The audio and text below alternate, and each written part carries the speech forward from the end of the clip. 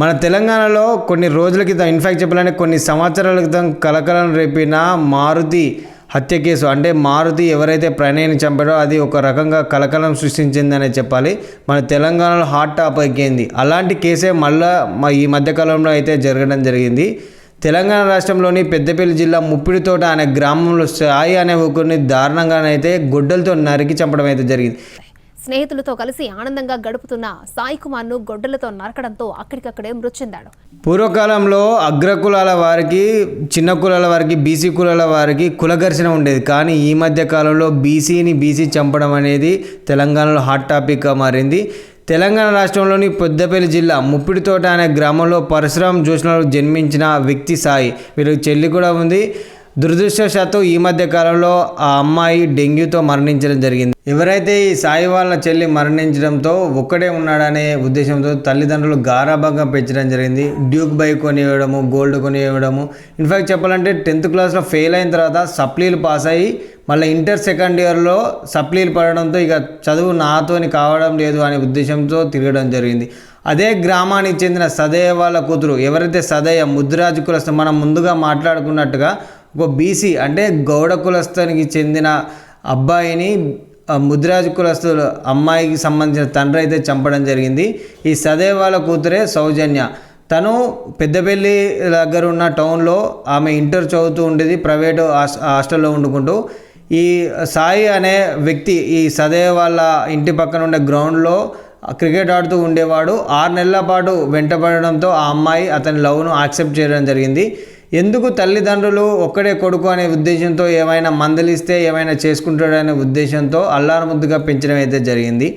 ఎప్పుడైతే ఈ వీరి మధ్య ప్రేమ చిగురించడంతో పెద్ద పంచాయతీ అయితే జరగడం జరిగింది. ఆ ఊళ్ళో జరిగిన తర్వాత పంచాయతీ ముందే నా కూతుర్ని ఇచ్చి పెళ్లి చేస్తానని చెప్పడం జరిగింది. కానీ ఎవరైతే సదయ్యకు అనుమానం రావడంతో ఈ అబ్బాయి క్యారెక్టర్పై అనుమానం రావడంతో హరీష్ అనే వ్యక్తిని ఇన్ఫార్మర్గా పెడుతూ ఆ అబ్బాయి ఏం చేస్తున్నాడు అంటే ఆ అబ్బాయి ఎటు తిరుగుతున్నాడు, ఏం చేస్తున్నాడని తెలుసుకోవడానికి హరీష్ అనే వ్యక్తిని పెట్టడం జరిగింది. ఆ హరీష్ కొన్ని రోజుల తర్వాత గమనించిన తర్వాత ఎవరైతే సాయి క్యారెక్టరు మంచిది కాదు, ఈ అమ్మాయితోనే కాకుండా 3-4 తిరుగుతున్నాడని హరీష్ ఈ సదయ్యకి అయితే చెప్పడం జరిగింది.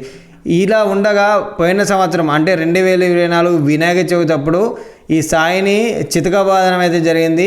13 కుట్లు వేయడం జరిగింది. దీనికి సంబంధించి పోలీస్ స్టేషన్లో పెద్ద కేసు అయింది.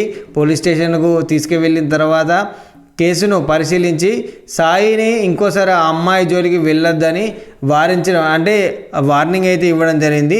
అది తల్లిదండ్రులు చెప్పిన వినకుండా, ఎందుకంటే తల్లిదండ్రులు చెప్పింది వినకుండా జరిగితే ఏం జరుగుతుందో అనేది ఇది ఒక మంచి ఉదాహరణ. తల్లిదండ్రులు చెప్పిన వినకుండా ఆ అమ్మాయితో తిరగడం అయితే జరిగింది. 2-3 సార్లు బెదిరించడము, పంచాయతీ జరగడము ఇలా జరుగుతూ ఉంటే 27 మార్చి రోజున ఎప్పుడైతే 27 మార్చి ఈ సాయి బర్త్డే ఉండగా 26న పెద్దపల్లికి వెళ్ళి ఆ అమ్మాయిని కలిసి కేక్ కట్ చేయించుకొని తిరిగి వస్తుండగా కార్ యాక్సిడెంట్ జరగడం జరిగింది. ఇది యాదృచ్ఛికం కాదు, ఎందుకంటే సదయ్యనే కావాలని యాక్సిడెంట్ చేయించడంతో తన బాబాయ్ సాయి వాళ్ళ బాబాయ్కి గాయాలయ్యాయి. సాయి సేఫ్గా బయటపడడం జరిగింది. ఇదేదో నార్మల్గా జరిగింది అనుకున్నాడు. ఆ రోజు సాయంత్రం 27 సాయంత్రం ఫ్రెండ్స్తో కలిసి మద్యం సేవించడానికి ఆ స్కూల్ దగ్గరికి వెళ్ళడం జరిగింది. ఆ ఊళ్ళో ఒక స్కూల్ ఉంటుంది. ఆ స్కూల్ దగ్గర గ్రౌండ్లో మద్యం సేవిస్తూ ఉండగా సదయ్య చాలాసేపు గమనించి గొడ్డలతో నరకడం అయితే జరిగింది. దానికి చుట్టూ ఉన్న వాళ్ళు తన ఫ్రెండ్స్ ఎవరైతే ఉంటారో భయపడి పారిపోవడం అయితే జరిగింది. ఆ ఊరి అంటే ఈ స్పాట్ నుంచి వెళ్ళి దగ్గర 200 మీటర్లు సాయి పరిగెత్తి చివరికి ఆ ఊరి దగ్గర బొడ్రాయి దగ్గర దొరకడంతో గొడ్డలతో ఒక వేటుతో అతన్ని నరకడం అయితే జరిగింది.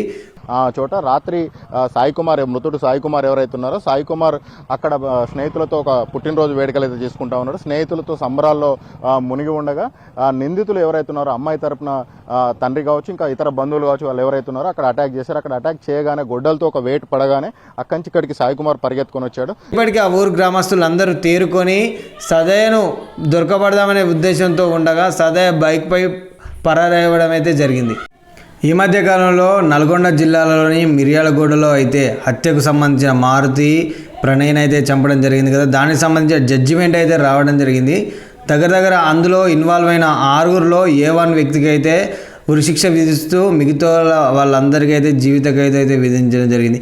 ఇంత పెద్ద జడ్జిమెంట్ చూసినా కూడా మనుషులు మారకపోతున్నారంటే ఇది ఏ రకంగా సమాజానికి దారితీస్తున్న నాకైతే అర్థం అవ్వట్లేదు. ఈ వీడియో ఎలా అనిపించిందో మీరు కామెంట్ చేయండి. మరో ఇంట్రెస్టింగ్ వీడియోతో మీ ముందుకు వస్తాను. This is Vamshikrishna signing of.